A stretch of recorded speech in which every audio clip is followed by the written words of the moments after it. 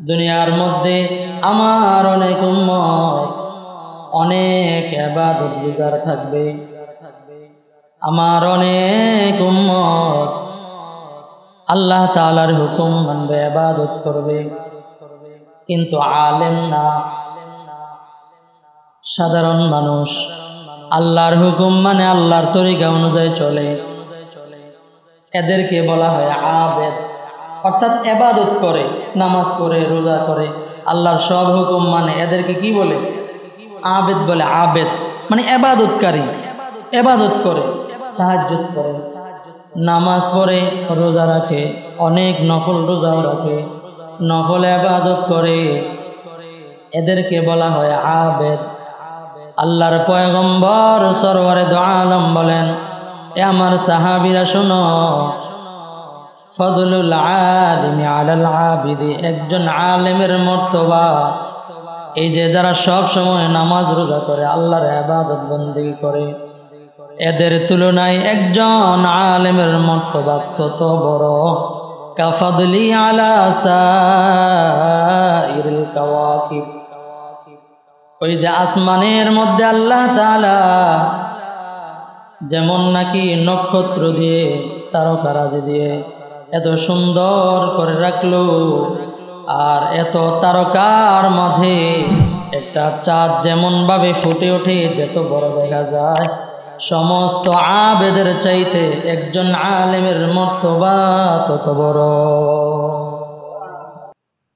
আল্লাহ রাসূল সাল্লাল্লাহু আলাইহি ওয়াসাল্লাম আলেমদের মর্যাদা বুঝাতে গিয়ে সাহাবায়ে কেরামদের মধ্যে বললেন, একজন আলেমের মর্যাদা কত, এটা তুমি জানো? তোমরা জানো?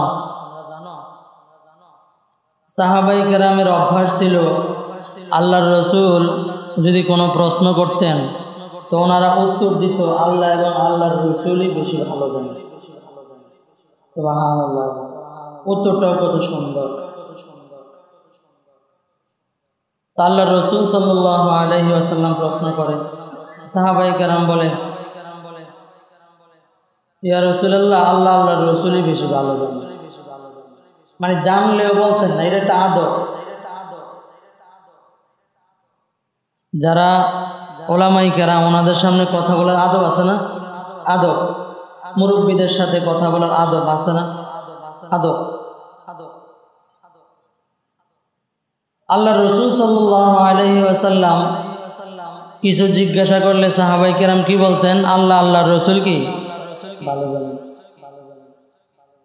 আল্লাহ রাসূল সাল্লাল্লাহু আলাইহি ওয়াসাল্লাম ইরশাদ করেন যে একজন আলেমের মর্যাদা এত বেশি, এত বেশি, বলে কেমন বেশি? আল্লাহর রাসূল বলেন যে জ্যোৎস্নার রাত্রিতে আকাশ যখন পরিষ্কার পরিচ্ছন্ন থাকে, এই সময় পুরো আকাশ তারকায় ভরপুর, এমন আকাশটা দেখতে কত সুন্দর লাগে। মনে হয় যেন ঝাড়বাতি দিয়ে বিভিন্ন রঙের আলোয় আলোকিত করে আল্লাহ তাআলা কি সুন্দর একটা আকাশ দিয়েছেন। কথা কোন ঠিক না? ঠিক, কত সুন্দর লাগে। এই এত তারকার মাঝে একটা চাঁদ, বিশাল বড় একটা চাঁদ আরো কেমন ফুটে ওঠে। আল্লাহ রাসূল সাল্লাল্লাহু আলাইহি ওয়াসাল্লাম বলেন, এ আমার সাহাবীরা শোনো, ক্বালা রাসূলুল্লাহ সাল্লাল্লাহু আলাইহি ওয়াসাল্লাম ফদলুল আলিমি আলাল আবিদ, দুনিয়ার মধ্যে আমার অনেক উম্মত অনেক ইবাদত গুজার থাকবে, আমার অনেক উম্মত আল্লাহ তাআলার হুকুম মানবে, ইবাদত করবে, কিন্তু আলেম না, সাধারণ মানুষ আল্লাহর হুকুম মানে আল্লাহর তরিকা অনুযায়ী চলে, এদেরকে বলা হয় আবেদ। অর্থাৎ ইবাদত করে, নামাজ পড়ে, রোজা করে, আল্লাহর সব হুকুম মানে, এদেরকে কি বলে? আবেদ বলে। আবেদ মানে ইবাদতকারী, ইবাদত করে, তাহাজ্জুদ করে, নামাজ পড়ে, রোজা রাখে, অনেক নফল রোজাও রাখে, নফল ইবাদত করে, এদেরকে বলা হয় আবেদ। আল্লাহর পয়গম্বর সরওয়ারে দু আলম বলেন, এ আমার সাহাবীরা শোনো, ফদলুল আলিমি আলাল আবিদি, একজন আলেমের মর্তবা এই যে যারা সব সময় নামাজ রোজা করে, আল্লাহর ইবাদত বন্দেগী করে, এদের তুলনায় একজন আলেমের মর্তবা তত বড়। কাফাদলি আলা সাইরিল কাওয়াকিব, ওই যে আসমানের মধ্যে আল্লাহ তাআলা যেমন নাকি নক্ষত্র দিয়ে তারকারাজি দিয়ে এত সুন্দর করে রাখলো, আর এত তারকার মাঝে একটা চাঁদ যেমন ভাবে ফুটে ওঠে, যত বড় দেখা যায়, সমস্ত আবেদের চাইতে একজন আলেমের মর্তবা তত বড়। একজন আলেমের মর্তবা এত বড়, এত বড়। আর একটা নক্ষত্র কত বড়? একটা নক্ষত্র এত বড়, বিজ্ঞানীরা বলে একটা নক্ষত্র যদি পৃথিবীর মধ্যে ছুটে পড়বে, কিয়ামতের সময় নক্ষত্রগুলো ছুটে ছুটে পড়বে, এগুলো ছুটে পড়ে সবকিছু তছনছ হয়ে গেল। একটা নক্ষত্র যদি পৃথিবীর মধ্যে পড়ে, পৃথিবী ধ্বংস হয়ে গেল, এত বড় নক্ষত্র।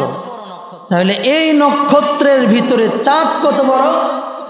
চাঁদ যত বড়, সমস্ত আবেদের চাইতে একজন আলেমের মর্তবা তত বড়। সমস্ত আলেমের মর্তবা তত বড় না, একজন আলেম, যে আলেম তার মর্তবা। আল্লাহর পয়গম্বর সরওয়ারে দু আলম ডাক দিয়া বলে, এ আমার সাহাবীরা শোনো, ফদলুল আলিমি আলাল আবিদি কাফদলি আলা আদনাকুম। এই যে আমার সামনে যে সাহাবীরা তোমরা বসা, সাহাবীদের মর্যাদা সাধারণ মানুষের চাইতে কেমন বলেন? অনেক বেশি না?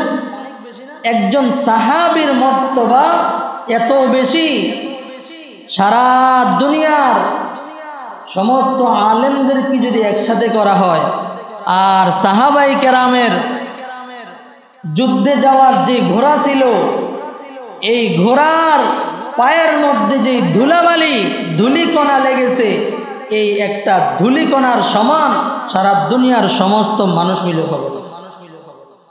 তাহলে এই ঘোড়ার দাম কেমন, আর এই ঘোড়াওয়ালার দাম কেমন? এই হলো সাহাবী। এই জন্য সাহাবায়ে কেরামের ক্ষেত্রে অনেক মানুষ আছে সাহাবায়ে কেরামকে গালিগালাজ করে, সাহাবায়ে কেরামকে সত্যের মাপকাঠি মানতে চায় না। আল্লাহর রাসূল অন্য এক হাদিসের মধ্যে বলেন, আস-সাহাবাতু কুল্লুহুম উদুল, প্রত্যেকটা সাহাবী আমার এক একটা নক্ষত্রের মেয়ে, তাকে যারা মানবে তারা সফল হয়ে যাবে। এখন কেউ যদি সাহাবীকে মানে না, তাহলে তার অবস্থা কেমন হবে? আল্লাহর রাসূলের হাদিস মানা হবে। তো এই হলো সাহাবায়ে কেরামের মর্যাদা। আল্লাহর পয়গম্বর বলেন, এ আমার সাহাবীরা শোনো, ফজলুল আলিমি আলাল আবিদি কাফদলি আলা আদনাকুম। আমার সাহাবীরা যত সাহাবী আছে, এদের মধ্যে ছোট বড় সাহাবী আছে না নাই? মর্যাদার দিক দিয়ে ছোট বড় আছে না নাই? এই যে এলাকার মধ্যে মানুষ থাকে, জনগণ থাকে, এদের মধ্যে মান তারতম্য আছে না নাই? স্কুলের মধ্যে ছেলে মেয়েরা পড়ে, একজন 100 নাম্বার, আরেকজন 1 নাম্বার, আছে না নাই? আল্লাহর নবী বলেন, ফদলুল আলিমি আলাল আবিদি কাফদলি আলা আদনাকুম। আমার সাহাবীরা শোনো, একজন আলেমের মর্তবা তত বড়, এই যে আমার যত সাহাবীরা আছে এদের মধ্যে সবচাইতে নিম্ন সাহাবীর মর্যাদা যেমন বেশি, একজন নিম্ন সাহাবীর মর্যাদা কেমন বেশি একটু আগে শোনাইলাম।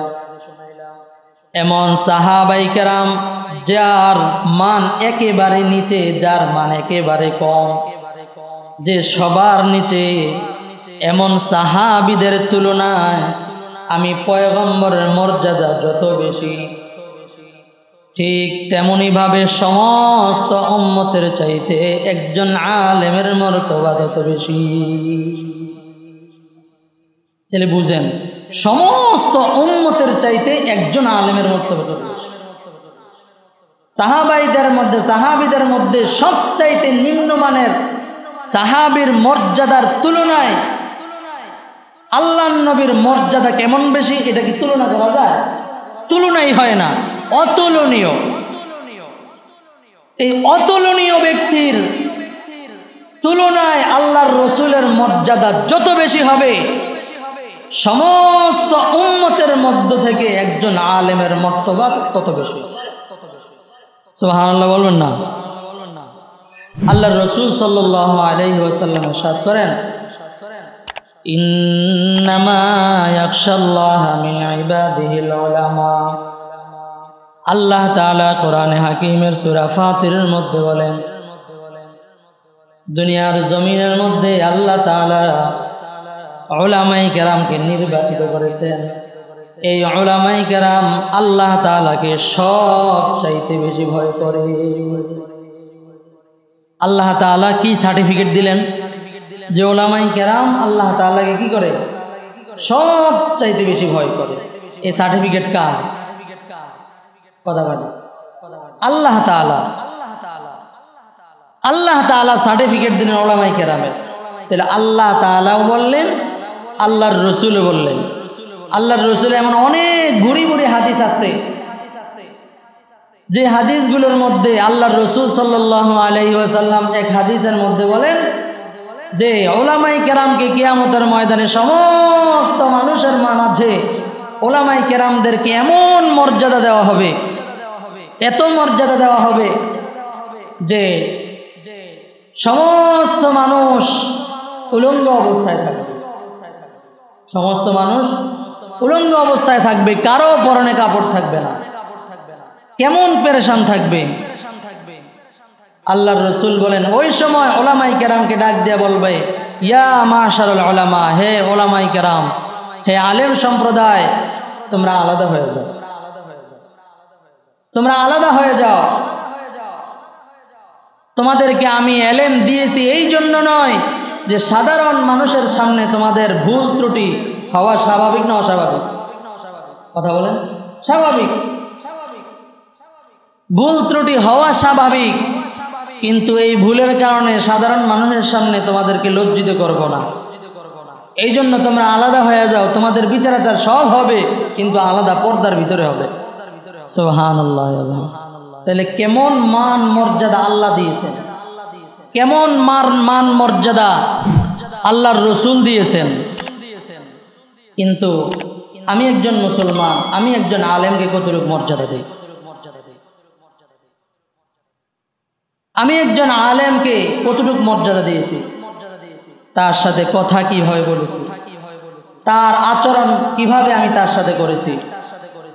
আল্লাহ তাআলা যদি একজন আলেমকে এত মর্যাদা দিতে পারে, আল্লাহর রসুল যদি একজন আলেমকে এত মান দিতে পারে, তাহলে আপনার আমার একজন আলেমকে কত বড় মান দেওয়া দরকার।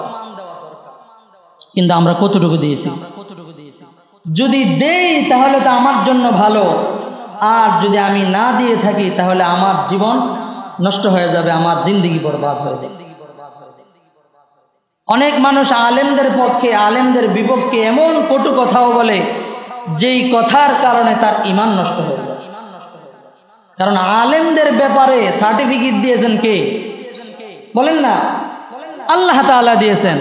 আর আল্লাহ তাআলার সার্টিফিকেটকে আপনি ডিঙ্গিয়ে আপনি আলেম সম্প্রদায় সম্পর্কে যদি একটা খারাপ মন্তব্য করেন, তাহলে আল্লাহর সার্টিফিকেট হলো ভালো আর আপনার সার্টিফিকেট হলো খারাপ। এবার তারতম্য করেন, আপনার সাথে আল্লাহর সাথে মিল হলো না অমিল হয়ে গেল? অমিল হয়ে গেল। যদি অমিল হয়ে যায় তাহলে আপনার সাথে কোরআনের সাথে বিরোধ হয়ে গেল। যেই ব্যক্তির সাথে কোরআনের সাথে বিরোধ হয়ে যায় ওই ব্যক্তির ঈমান থাকে? এই জন্য দেখবেন যে উলামায়ে কেরাম অনেক সময় অনেক কঠোর কথা বলে। এই কঠোর কথাগুলো আমাদের ঈমান, আমাদের ইসলাম, কোরআন হেফাজতের জন্য বলে, মসজিদ মাদ্রাসা হেফাজতের জন্য বলে, এবং বলেছে, বলবেও। আপনি যত বিরোধিতাই করেন ওনারা বলবেই ভারতবর্ষ যখন স্বাধীন হওয়ার আগে ওলামায়ে কেরামকে এত বেশি টর্চার করা হয়েছে, ওলামায়ে কেরাম যখন ফতোয়া দিয়ে দিয়েছে ইংরেজদের বিরুদ্ধে যুদ্ধ ফরজ, এটা ওলামায়ে কেরামই দিয়েছে। কথা কোন ঠিক না বেঠিক? ওলামায়ে কেরাম যদি এই ফতোয়া না দিত, দুনিয়ার মানুষকে একত্রিত করা সম্ভব ছিল না। ওই সময় ব্রিটিশটা দেখলো যে ওলামায়ে কেরাম এই ফতোয়া দেওয়ার কারণে, যে ফতোয়া ওলামারা দিয়েছে, এই ফতোয়ার কারণে সমস্ত মুসলমান এক হয়ে তাদের বিরুদ্ধে যুদ্ধে নামে যাওয়ার জন্য সবাই প্রস্তুতি গ্রহণ করেছে। এই ব্রিটিশরা, এই বেঈমানেরা, তারা দুনিয়াতে আলেমদেরকে দুলিশাত করার জন্য ওই সময় 50,500 আলেমদেরকে প্রতিটা গাছের ডালায় ডালায় ঝুলাইছিল। কোরআনকে শেষ করে দেওয়ার জন্য 3000 কপি কোরআনে কারীম পুড়ে দিয়েছিল। ওলামায়ে কেরাম শেষ হয়ে গেছে, ইসলাম শেষ হয়ে গেছে। ভারতবর্ষের মধ্যে ওলামায়ে কেরাম নাই, মুসলমান নাই। কেমন আছে? পুরা দুনিয়ার মধ্যে সবচাইতে বড় মাদ্রাসা যেটা, এটা হলো ভারতবর্ষে দারুল উলুম দেওবন্দ। এবং আল্লাহ তাআলা দেখিয়ে দিয়েছেন যে মাদ্রাসা স্বয়ং আল্লাহর রসুলের পরামর্শে, আল্লাহর রসুলের ইশারায় সেই মাদ্রাসার ভিত্তি স্থাপন হয়েছে। এবং সেই মাদ্রাসা আল্লাহর রসুলের পদাঙ্ক অনুসরণে, আল্লাহর রসুলের নিয়ম বাতায় দেওয়ার অবস্থায় ওই মাদ্রাসার বিল্ডিং সব কিছু হয়েছে, মাদ্রাসা হয়ে গেছে।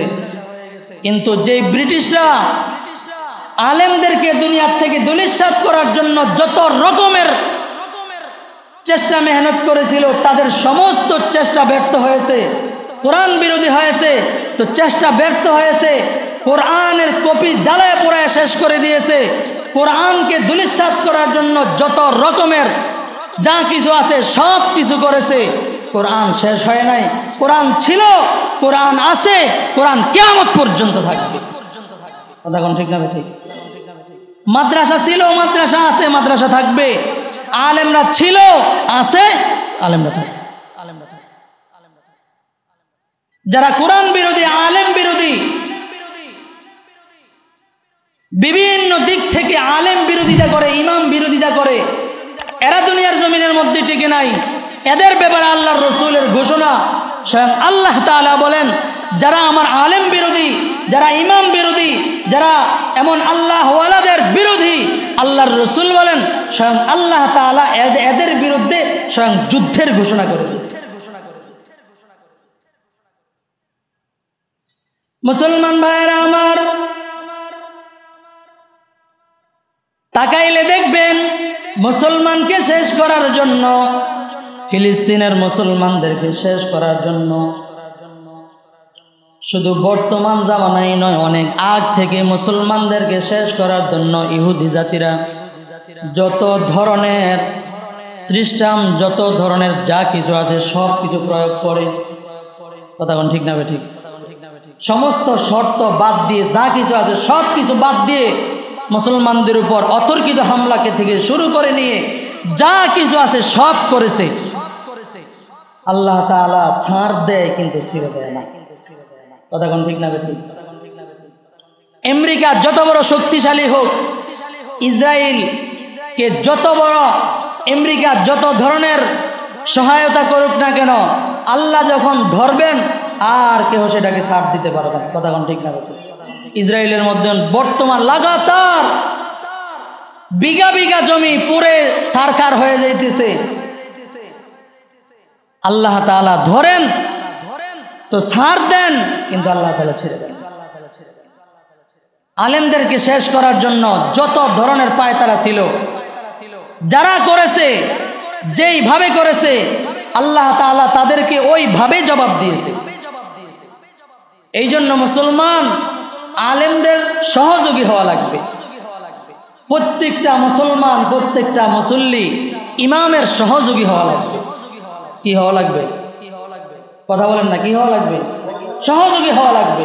আলেমদের যদি আলেমদের সহযোগী না হয়, তাহলে ওই এলাকা, ওই সমাজ, ওই দেশ, ওই রাষ্ট্র, ওই পরিবার সুন্দর হবে না এবং ইসলামী আইনের আওতায় আসবে না। এটা যত বড় ব্যক্তি হোক না কেন, যদি তার অধীনস্থ তার সহযোগী না হয়, কোনো যদি একজন নবীও হন, তাহলেও তার এলাকার মধ্যে হেদায়েত আসতে পারে। যেমন হযরত নূহ আলাইহিস সালাতু ওয়াস সালাম, আপনারা জানেন নূহ আলাইহিস সালাতু ওয়াস সালাম তার উম্মতদেরকে কয় বছর দাওয়াত দিয়েছিলেন? বলেন 950 বছর দাওয়াত দিয়েছে। কত বছর? 950 বছর দাওয়াত দিছে উম্মত। নূহ আলাইহিস সালাতু ওয়াস সালামের কথা মানে না, সহযোগী হয় না, সুতরাং দিন বাকি রয় নাই, দিন দুলিশাত হয়ে গেছে, সব শেষ হয়ে গেছে। ঈসা আলাইহিস সালাম, মূসা আলাইহিস সালাতু ওয়াস সালাম,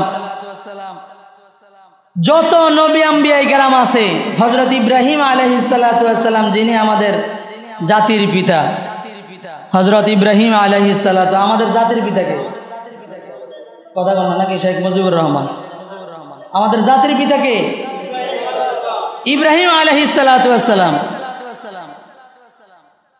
উনি দাওয়াত দিয়েছেন আল্লাহর খলিল, আল্লাহ তাআলা তার জামানার এমন এমন বিষয়গুলো আমাদের জন্য ইবাদত বানায় দিয়েছেন, হজের বিষয়গুলো, কুরবানির বিষয়গুলো, সবগুলো হযরত ইব্রাহিম আলাইহিস সালাতু ওয়াস সালাম, তার বউ পোলাপান, এদের অবস্থাগুলো সামনে বলবো ইনশাআল্লাহ।